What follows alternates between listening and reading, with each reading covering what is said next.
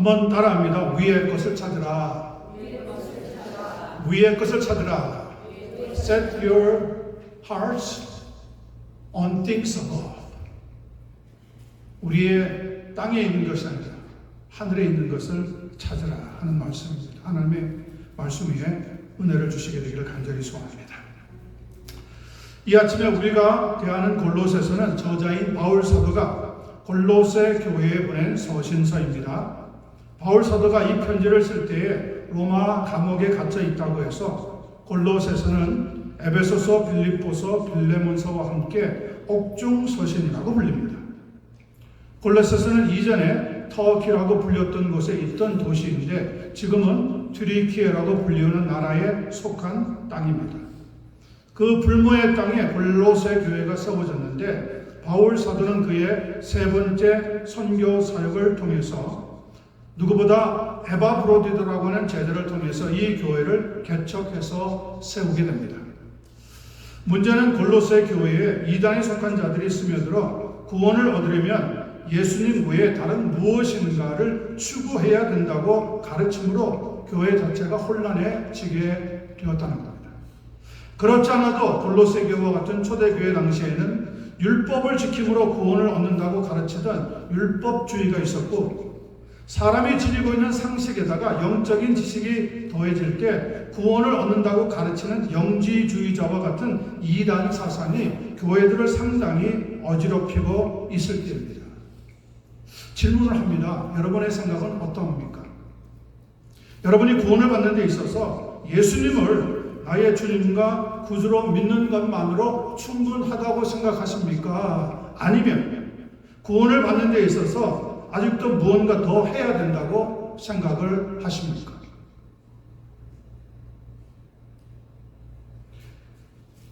몇 가지 예를 드려보겠습니다. 지금도 제7일 안식일 교회에서는 그래서 온전한 구원을 얻으려면 토요일 안식일로 꼭 지켜야 한다고 주장을 합니다. 두 번째는 일명 몰몬교입니다. 이 몰몬교는 예수 그리스도 후기 성도 교회라고 일컬어지는데 그들의 창시자인 조셉 스미스가 남긴 교훈을 담고 있는 몰몬경이 성경과 같은 권위를 가지고 있으니까 구원을 얻으려면 성경만 아니라 몰몬경도 반드시 되어야 된다고 주장을 합니다. 세 번째는 삼위일체를 부인하는 여호와의 증인인데 하나님의 사랑과는 반대되기 때문에 지옥은 있을 수 없다고 가르치면서 오직 여호와의 증인의 교리를 따르는 14만 4천 명만이 구원받아 천국에 들어간다고 주장을 합니다. 그와 비슷하게 천주교에서도 예수 그리스도의 십자가와 십자가의 죽음과 부활을 믿기를 믿되 온전한 구원을 얻으려면 선행을 많이 해서 공덕 축적을 쌓지 않으면 아니 된다고 주장을 합니다. 어떻습니까? 아닙니다. 그들은 모두가 다 틀렸습니다. 생각해 보십시오.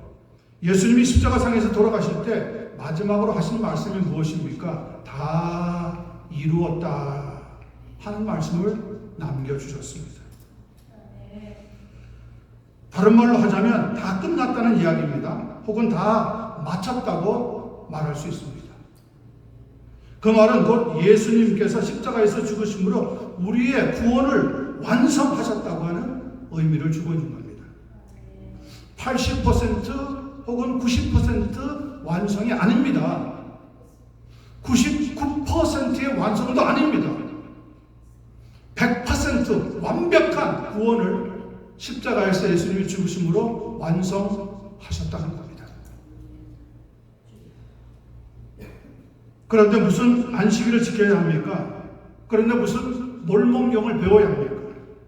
그런데 무슨 자기들의 교리를 따라야 합니까? 그런데 무슨 공덕 축적을 해야 하느냐는 말입니다. 그런 것들은 모두가 다 십자가의 원수가 될 뿐입니다. 구원은 온전히 예수 그리스도의 십자가 외에는 다른 게 더할 수도 없고 뺄 수도 없습니다. 온전히 예수님은 우리의 구원을 완성하셨습니다. 이 시간 우리의 구원이 예수님 한 분만으로 충분하다는 것을 믿으신다면 크게 한번 아멘 하시기 바랍니다. 아멘입니다. 저도 예수님 외에 다른 걸 갖다 붙이면 안 돼요. 중요한 요소들이지만 그것을 지킴으로, 그것을 행함으로 구원 얻는 게 아니란 말이에요. 이제 저는 여기서 대단히 중요한 질문을 하려고 합니다. 그것은 그렇다면 구원받은 성도들은 어떻게 살아야 하느냐는 겁니다. 함께 나누는 본문 말씀을 통해서 이 질문에 대한 대답을 추구해 나갈 때 하나님의 은혜가 우리 모두 위에 충만하게 풍성히 임하기를 간절히 소원합니다. 1절 2절 봅니다. 하나님 말씀은 분명합니다. 그러므로 너희가 그리스도와 함께 다시 살리심을 받았으면 어디를 찾으라고요? 위의 것을 찾으라. 거기는 그리스도께서 하나님 우편에 앉아 계시느니라. 2절 위의 것을 생각하고 땅의 것을 생각하지 말라. 자, 오늘 1절에 보니까 너희가 그리스도와 함께 다시 살리심을 받았으면 이라고 하는 말이 나오는데 골로새 교회 성도들의 과거와 현재가 완전히 달라졌다는 것을 암시하고 있는 말씀입니다. 그들은 과거에 하나님을 믿지 않았습니다. 그러나 지금은 현재는 하나님을 믿는 사람이 되었습니다. 누구 때문에 그렇게 되었느냐? 그리스도 예수 때문에 그렇게 되었다는 겁니다. 그것을 가리켜서 그리스도와 함께 다시 살리심을 받았으면 이라고 표현하고 있는 겁니다. 이것은 골로새 교회 성도들의 정체성과 신분이 무엇인지를 가리키는 단어입니다. 골로새 교회 성도들은 이제 하나님의 자녀가 되었다는 겁니다. 이것이 그들의 새로운 정체성이고 또한 우리의 새로운 정체성이기도 합니다. 여러분들은 하나님의 자녀가 되었다는 것을 믿습니까? 골로새 교회들은 이제 하나님의 자녀가 됐을 뿐만 아니라 크리스천이 되었습니다. 그것이 그들의 새로운 신분이고 또한 우리의 새로운 신분이기도 합니다. 여러분을 가리켜서 누가 물어봅니다. Who are you? 그럴 때 우리의 신분은 뭡니까? I am a Christian. 나의 새로운 신분은 이제 내가 예수 그리스도를 믿는 크리스천이 되었다고 말하는 겁니다. 예를 들어 한국을 떠나 미국으로 이민을 와서 미국 시민이 되었든지 혹은 결혼해서 미국에 와서 미국 시민이 되었든지 미국에 정착하여 살게 되었다면 여러분은 미국 시민이 된 겁니다. 그것이 또한 미국에서 태어나 미국 시민이 된 사람들이 가지고 있는 정체성이고 신분이기도 합니다. 다를 게 하나도 없습니다. 똑같은 겁니다. 누구나 이 땅에서 누릴 수 있는 똑같은 대우를 받고 똑같은 의무를 지녀야 합니다. 만약에 피부 색깔 때문에 다른 대우를 받는다면 그것은 인종차별입니다. 그리고 인종차별은 죄가 되는 겁니다. 납세의 의무도 져야 합니다. 세금 내는 것이 아깝다고 확 줄여서 보고한다면 그것을 가리켜서 우리는 탈세라고 말합니다. 탈세 역시 죄에 해당하는 겁니다. 아예 안 낸다면 어떻게 됩니까? 잡혀서 감옥에 들어가는 겁니다. 죄인이 되는 거죠. 예수님은 요한복음 3장 3절에서 니고데모라고 하는 사람에게 진실로 진실로 네게 이르노니 사람이 거듭나지 아니하면 하나님의 나라를 볼 수 없다고 말씀해 주셨습니다. 여기서 우리가 살고 있는 이 세상 나라와 달리 또 하나님의 나라가 있다고 하는 말씀을 듣게 됩니다. 거듭난다고 하는 말은 말 그대로 다시 태어난다고 하는 뜻입니다. 사람이 태어나는 것에는 두 가지 방법이 있습니다. 하나는 육신적으로 태어나는 것이고 다른 하나는 영적으로 태어나는 것입니다. 니고데모는 육신적으로 태어난다고 하는 의미를 이미 알고 있었습니다. 그렇지만 거듭나야 한다고 하는 예수님의 말씀을 이해하기가 어려웠습니다. 그래서 그는 이렇게 물었습니다. 사람이 늙으면 어떻게 날 수 있습니까? 두 번째 모태에 들어갔다가 날 수가 있겠습니까? 예수님의 대답입니다. 잘 들어보시길 바랍니다. 사람이 물과 성령으로 나지 아니하면 하나님의 나라에 들어갈 수 없느니라. 육으로 난 것은 육이고 영으로 난 것은 영이니 내가 네게 거듭나야겠다 하는 말을 놀랍게 여기지 말라. 바람이 임의로 불매 내가 그 소리는 들어도 어디서 와서 어디로 가는지 알지 못하나니 성령으로 난 사람도 다 그러하니라. 그런데 이 대답을 듣고 니고데모가 깜짝 놀라가지고 다시 물어봅니다. 어찌 그러한 일이 있을 수 있습니까? 예수님도 그에게 다시 친절하게 이렇게 대답해 주십니다. 너는 이스라엘의 선생으로서 이러한 것들을 알지 못하느냐? 진실로 진실로 네게 이르노니 우리는 아는 것을 말하고 본 것을 증언합니다. 그러나 너희가 우리의 증언을 받지 아니하는도다. 내가 땅의 일을 말하여도 너희가 믿지 아니하거든 하물며 하늘의 일을 말하면 어떻게 믿겠느냐? 하늘에서 내려온 자 곧 인자 외에는 하늘에 올라간 자가 없느니라. 그러니까 거듭난다고 하는 것은 문자적으로 두 번째 모태에 들어갔다가 다시 태어난다고 하는 말이 아니라 물과 성령으로 곧 영적으로 다시 태어나는 것을 의미한다는 말입니다. 이것을 가리켜서 거듭남이라고 부르고 곧 중생이라고 하는 뜻입니다. 그래서 우리는 중생을 두 번째 출생이라고 부르기도 합니다. 이 두 번째 출생인 거듭남은 이전에 우리의 부모에 의해서 태어났던 첫 번째 출생과는 완전히 다른 새로운 삶이 되는 겁니다. 첫 번째 출생에서는 우리는 부모님의 유전 인자인 원죄를 받아서 죄인으로 태어났지만 두 번째 출생에서는 예수님의 유전 인자인 죄 사함을 받아서 의인으로 새롭게 태어나게 되었다는 겁니다. 고린도후서 5장 17절 말씀 들어보세요. 그런즉 누구든지 그리스도 안에 있으면 새로운 피조물이라 이전 것은 지나갔으니 보라 새 것이 되었도다. 예수 그리스도 안에서 여러분과 저는 거듭나는 거예요. 새로운 피조물로 태어나게 된 거예요.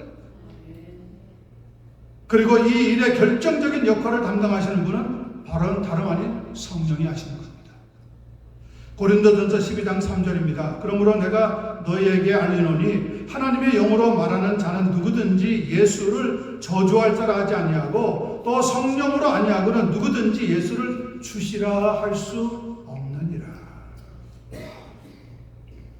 골로새 교회 성도들은 그렇게 그들의 옛사람은 죽고 새 사람으로 다시 태어나게 된 겁니다. 그렇다면 당연히 그에 걸맞는 새로운 삶을 살아야 하는 것 아니겠습니까? 그래서 너희가 그리스도와 함께 다시 살리심을 받았으면, 거듭났으면, 두 번째 출생을 했으면 위의 것을 찾으라. 거기는 그리스도께서 하나님 우편에 앉아 계시느니라. 위의 것을 생각하고 땅의 것을 생각하지 말라고 권면의 말씀을 주고 있는 겁니다. 땅의 것은 예수 믿기 전에 나의 말과 행동과 습관과 버릇과 삶을 의미합니다. 그러면 우리는 왜 위의 것을 찾아야 합니까? 그것은 예수 믿고 나서 우리의 정체성이 달라졌고 신분이 달라졌기 때문입니다. 예수 믿고 난 뒤에 우리는 새롭게 습득한 영적인 말과 행동과 습관과 버릇과 생각과 삶을 살아가야 마땅하다는 겁니다. 범죄를 저질러서 감옥에 들어갔다가 형이 풀려서 다시 집으로 돌아온 사람이 있다고 가정해 보십시다. 이전처럼 입에서는 막 쌍욕이 쏟아져 나오고 주먹이나 흉기를 쓰면서 난폭한 행동을 나타내고 술 마시는 버릇 그대로 마약을 복용하던 버릇에다가 날마다 은행을 털거나 남을 사기치려고 하는 생각 등등 못된 삶을 여전히 영위한다면 그 사람은 아무짝에도 쓸모없는 사람일 뿐만 아니라 사회에 불필요한 악이 되어버리는 겁니다. 그러나 감옥에서의 시간들을 떠올리면서 다시는 죄를 짓지 않고 살겠다고 하면서 기도하고 부지런히 일하면서 술, 도박, 마약하던 버릇을 깨끗이 청산하고 약자를 도우려고 하는 생각과 땀 흘려 수고하는 삶을 살고자 한다면 그 사람은 행복한 삶을 살아갈 수 있을 뿐만 아니라 사회에 꼭 필요한 유익한 존재가 될 줄로 믿습니다. 그리스도인이 땅의 것은 생각하지 말고 위의 것을 찾아야 하는 것도 같은 이유입니다. 위에는 누가 계신다고 했습니까? 거기는 그리스도께서 하나님 우편에 앉아 계신다고 말씀합니다. 성경에서 하나님의 우편이라고 하는 것은 곧 하나님의 권위 혹은 하나님의 능력을 의미합니다. 곧 하나님의 나라에 계신 그리스도는 하나님의 권위를 가지고 계신 분이기 때문에 그분의 자녀, 그분의 제자가 된 우리들도 더 이상 어리석은 삶이 아니라 존귀하고 가치 있는 삶을 살아가야 한다는 겁니다. 로마서 14장 17절 말씀 들어보세요. 하나님의 나라는 먹는 것과 마시는 것이 아니요 오직 성령 안에 있는 의와 평강과 희락이니라. 세상 나라와 하나님의 나라는 달라요. 같이 존재하고 있지만 완전히 달라요. 여러분은 교회를 마치고 나면 다시 가정으로 돌아가고 사회로 돌아가지만 그러나 이제는 새로운 신분으로 나가는 거예요. 그 이전에는 그냥 사회의 일원으로 있었어요. 지금은 하나님의 사람으로서 나가는 거예요. 우리의 정체성이 달라졌어요. 새로워졌어요. 우리의 신분이 변했어요. 새롭게 변했어요. 이제는 하나님의 백성이 되었고 하나님의 자녀가 되었다는 말이에요. 그러면 하나님의 백성답게 살아야 한다는 거죠. 하나님의 자녀답게 살아야 한다는 겁니다. 성도 여러분, 우리는 현재 물과 성령으로 거듭나서 하나님 나라의 시민이 된 줄로 믿습니다. 그러므로 하나님의 자녀답게, 하나님의 백성답게, 하나님의 말씀과 그 은혜에 따라 기쁘고 즐겁게 살아갈 수 있게 되기를 간절히 축원합니다. 인상 피세요. 예? 화내지 마세요. 막 씩씩거리지 마세요. 그거는 하나님의 나라 백성들이 할 일이 아니에요. 우리는 누구를 만나든지 스마일, 웃어주시면서 여유 있게 포용할 줄도 알고 용서할 줄도 알고 감사줄 수 있는 사람이 되셔야 돼요. 그럴 때 세상에 있는 사람들이 나도 하나님 믿고 싶다. 나도 예수님 믿고 싶다. 저렇게 행복하다면 왜 안 믿어? 이런 마음의 갈등이 솟아올라서 자기도 모르게 교회에 뛰어오게 될 줄로 믿습니다. 그런데 예수 믿는 사람이 완전히 이상해. 자기가 볼 때 너무 이상해. 저런 사람이 예수 믿는 사람이 하나님 믿는 사람이 나 안 믿을래? 나 그러다. 나 차라리 지옥 갈래. 이렇게 되면 여러분 큰일 나는 겁니다. 예? 하나님으로부터 형벌을 받을 수밖에 없다는 겁니다. 3절 4절 말씀 봅니다. 이는 너희가 죽었고 너희 생명이 그리스도와 함께 하나님 안에 감추어져 있습니다. 4절 우리 생명이신 그리스도께서 나타나실 그때에 너희도 그와 함께 어떻게 나타난다고요? 영광 중에 나타납니다. 우리는 바로 앞쪽인 2절에서 위의 것을 생각하고 땅의 것을 생각하지 말라고 하는 말씀을 들었습니다. 그리고 3절은 고릴로새 교회 성도들에게 왜 너희가 땅의 것을 생각하지 말아야 하는지에 대한 대답을 이렇게 주고 있습니다. 이는 너희가 뭐 했고요? 죽었고 너희 생명이 그리스도와 함께 하나님 안에 감추어져 있습니다. 왜 땅의 것을 생각하지 말아야 하느냐? 그것은 너희가 이미 죽었기 때문이라는 거예요. 죽었으니까 생각할 필요가 없지 않느냐는 의미입니다. 그런데 아니 언제 골로새 교회 성도들이 죽었다는 말이에요? 이 편지를 받고 있을 때 그들은 여전히 살아있지 않았습니까?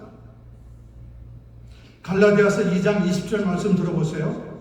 이런 대답을 주고 있습니다. 내가 그리스도와 함께 십자가에 못 박혔나니 그런즉 이제는 내가 사는 것이 아니요 오직 내 안에 그리스도께서 사시는 것이라.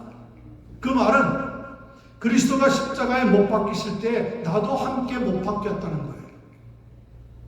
그리스도가 십자가에 그래서 죽으실 때 나도 그 십자가 위에서 죽었다는 거예요. 그리고 그리스도가 부활해서 다시 사실 때 나도 다시 살아나게 되었다고 하는 의미를 주고 있습니다. 이런 표현 방법을 가리켜서 문학적으로는 은유법이라고 부릅니다. 즉 보조수단을 사용하지 않고 원관념과 보조관념을 직접 연결시켜서 A는 B라고 하는 형태의 비유 방식을 의미하는 겁니다.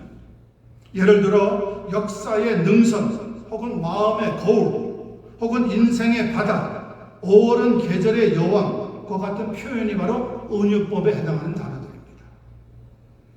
암시적이지만 간결하기 때문에 이해하기가 쉽고 그 의미는 더 풍성해지는 방법입니다. 다만 한 가지, 아직 우리가 부활을 직접 경험하지 못했기 때문에 그것을 가리켜서 본문에는 너희 생명이 그리스도와 함께 하나님 안에 감추어져 있다고 표현하고 있는 겁니다. 감추어졌다고 하는 것은 역설적으로 말할 때 언제든지 나타날 수 있다고 하는 의미를 함포하고 있는 겁니다. 그러나 아직 때가 아니기 때문에 already but not yet. 우리는 이미 구원을 받았어요. 그러나 우리의 구원이 아직 완성된 건 아니에요. 그리스도가 나타나실 때에 그때 우리도 예수 그리스도와 함께 영광 중에 나타나게 된다는 거예요. 그럴 때 우리의 구원은 100% 완전한 구원으로 성립이 된다는 거죠. 자, 그러면 질문이 하나 있습니다. 나의 혹은 우리의 부활의 생명은 언제 나타나느냐? 그 질문에 대해서 4절은 이렇게 대답하고 있습니다. 우리의 생명이신 그리스도께서 나타나실 그때에 너희도 그와 함께 영광 중에 나타나리라. 그러나 그때까지는 우리 부활의 생명은 그리스도 안에서 감추어져 있을 것이라는 거예요. 저는 특별히 그리스도와 함께 영광 중에 나타나리라고 한 말씀이 거듭난 우리 모든 성도들에게 소망을 주는 말씀이라고 믿습니다. 구질구질하고 비참하게 나타나는 것이 아니라 영광 중에 나타날 것이라고 하니까 그때 내가 얼마나 변했을지, 내가 얼마나 거룩하게 달라졌을지 잠옷 흥분이 되어집니다. 그러므로 오늘 본문을 육신의 눈으로 보려고 하지 말고 그러면 허무하고 상상하는 것밖에 안 돼요. 꼭 영적인 눈으로 보시기를 바라고 꿈을 꾸듯이 묵상하는 법을 배우시게 되기를 예수님의 이름으로 간절히 축원합니다. 요한일서 2장 15절 17절 말씀입니다. 이 세상이나 세상에 있는 것들을 사랑하지 마라.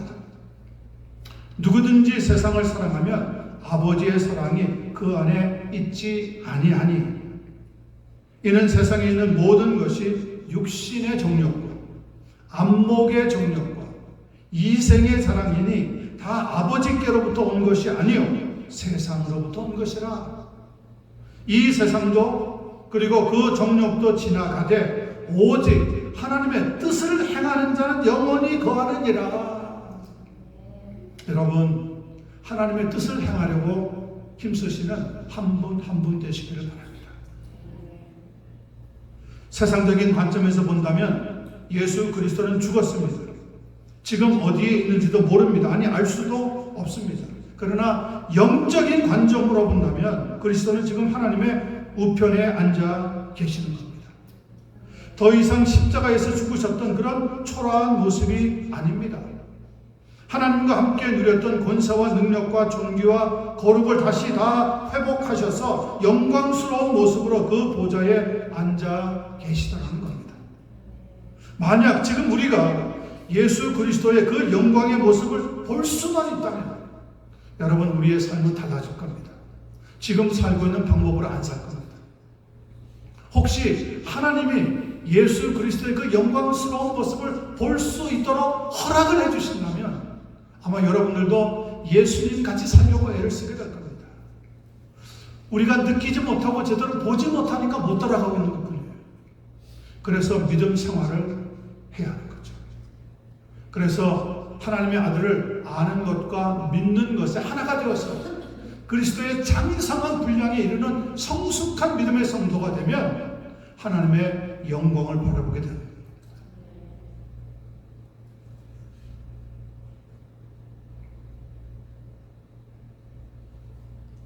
사도 요한은 하나님께서 그에게 기회를 주셔서 그의 육신을 벗어나 천국에 잠시 올라가서 이 세상의 미래가 어떻게 될지를 듣고 보고 내려왔던 적이 있습니다.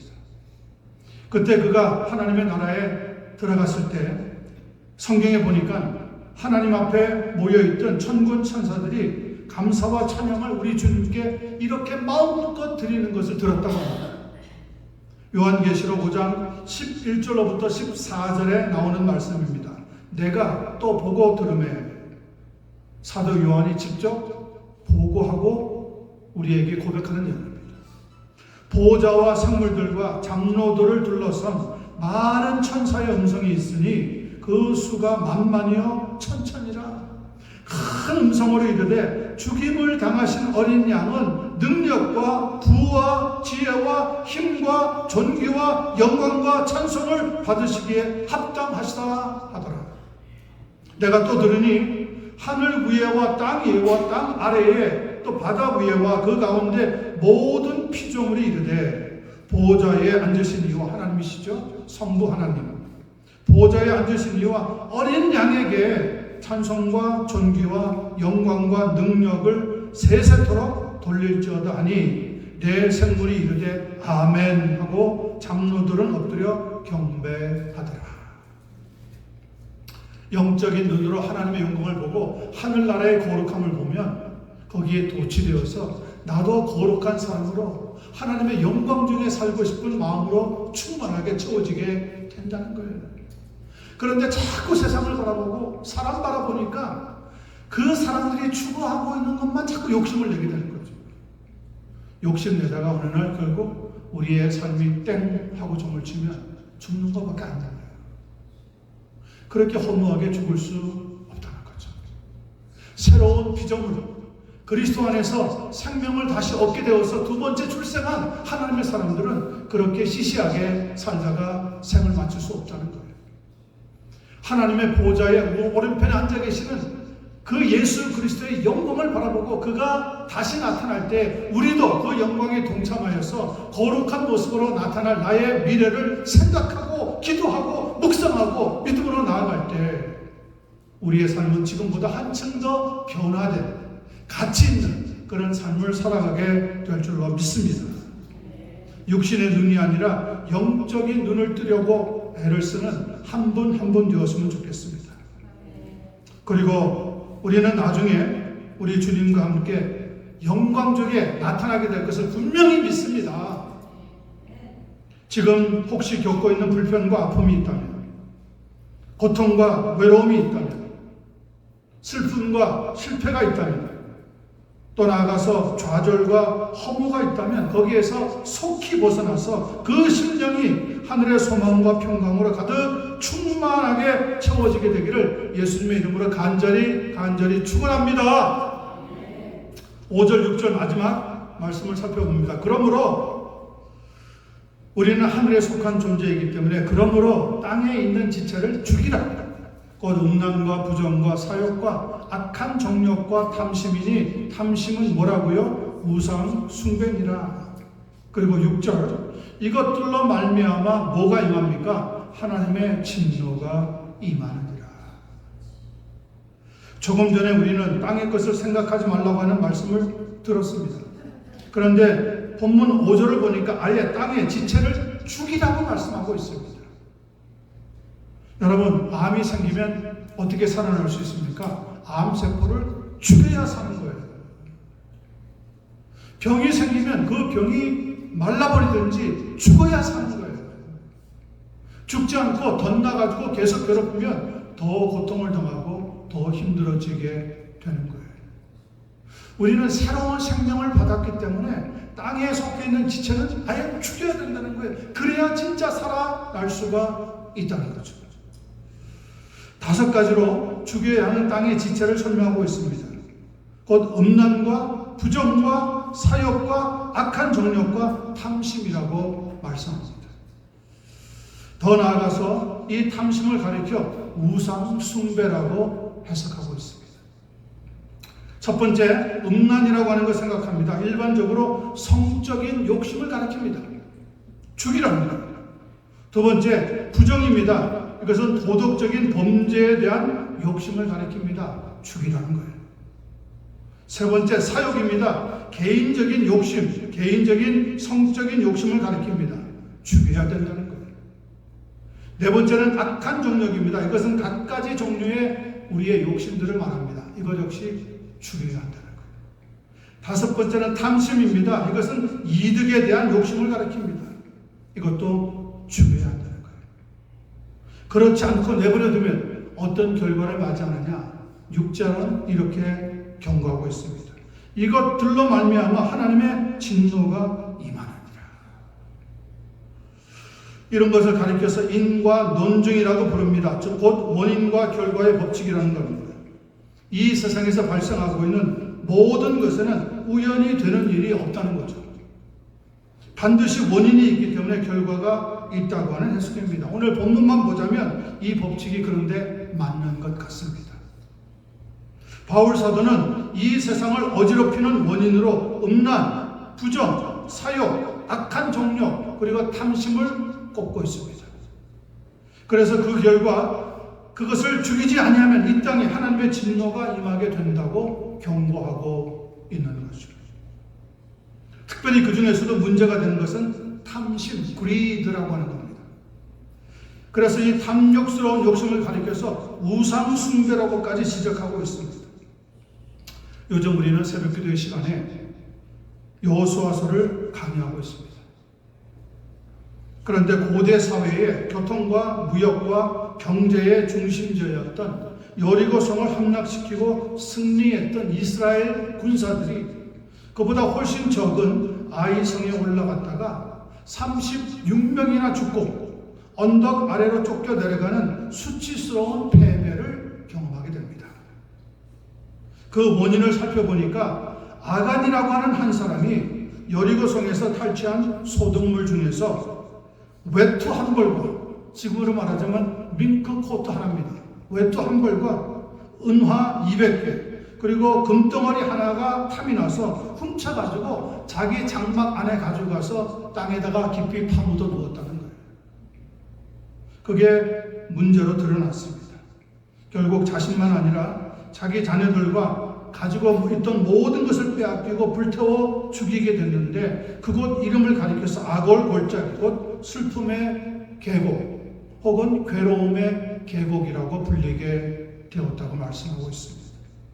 문제가 무엇입니까? 탐심이 문제였다. 오래전에 사람들의 문제가 뭐냐? 탐심이 있었다는 거예요. 그러면 신약 성경에 들어오면 탐심은 괜찮습니까? 아니, 예수님의 12 제자 중에 한 사람이었던 가룟 유다를 생각해 보세요. 자기의 사랑하는 스승 예수님을 어떻게 처리했습니까? 은화 30개를 받고 돈을 받고 예수님을 배신하고 팔아버리는데 한몫을 했다니까요. 아니, 구약시대나 신약시대나 인간의 모든 문제는 딱 하나로 규결이 됩니다. 뭐가 문제입니까? 탐심이 있다는 거예요. 탐심. 지금도 우리가 뉴스에 보면 사람을 죽였다, 뭐 금방 이런 데가 막 털린다. 아니, 미국 같은 데서 어느 날 갑자기 30명 정도 강도떼가 들어와가지고요, 금은방을 깨버리고 그 안에 있는 물건들, 금은보화들, 보석을 싹 10분도 안 돼가지고 훔쳐가지고 달아난답니다. 문제가 뭐죠? 미국이 문화가 낮아서 그래요? 사람들의 교육력이 떨어져서 그래요? 다른 나라보다? 아니에요. 문제는 하나입니다. 탐심의 문제라는 거죠. 탐심은 뭐가 탐심이에요? 내 게 아니라 남의 건데 내 거로 만들려고 하는 게 욕심의 마음인 거죠. 여러분, 예수 믿는 사람은 남의 거 손 안 대는 거예요. 내 거 아니면 관심 갖지 않는 거예요. 아니, 다른 사람이 아무리 좋은 거 가지고 있는 내 게 아니잖아요. 그것 때문에 무엇 때문에 마음을 빼앗기고 나도 저런 거 갖고 싶어, 견물생심이라고 눈에 보고 좋은 거는 내가 자꾸 갖고 싶은 마음이 발동하면 나중에 월마트 같은 데 가면 샵 리프트라고 그러죠. 그 샵 안에 있는 스토어에 있는 물건 슬쩍 가지고 나오는 사람들이 생길 수 있단 말이에요. 지금도 그런다니까요. 지금도. 그때나 옛날이나 지금이나 변한 게 하나도 없어요. 탐심의 문제라니까요. 이것 때문에 이 사회가 점점 병들고 타락하고 깨어지는 거죠. 성경은 정확하게 짚어놓고 있습니다. 탐심은 우상 숭배입니다. 우상 숭배라는 건요, 거기에 빠져가지고 헤어나오지 못하는 게 우상 숭배, 중독이 되었다는 거예요. 마약 손대는 사람들 못 빠져나오지 못하잖아요. 왜요? 마약이 우상 숭배거든요. 마약에 중독되면 못 태어납니다. 우리는 예수 그리스도 외에, 하나님 믿는 것 외에 다른 데 중독이 되면 안 돼요. 하나님의 말씀에 중독이 되는 은혜가 있기를 바랍니다. 예수 그리스도를 사랑하는 데 중독이 되는 한 사람 한 사람이 되시기를 바랍니다. 여러분, 남편과 아내가 있어요. 아내가 남편만 생각하지 않고 자꾸 다른 남자를 생각해요. 그건 뭐예요? 문제죠. 그거는 이혼감이에요. 그러면 안 되는 거예요. 남자도 마찬가지예요. 자기 부인이 사랑해야 되는 거죠. 근데 자꾸 자기 눈에 다른 여자가 눈에 들어와요. 이웃집 옆집에 있는 여자가 눈에 들어와요. 그러면 문제죠. 그건 제대로 된 거 아니에요. 정상이 아니에요. 그거는 이혼 당해도 싸요. 하나님 안에서 예수 그리스도를 사랑하는 것보다 더 귀한 게 있으면 안 된다는 거예요.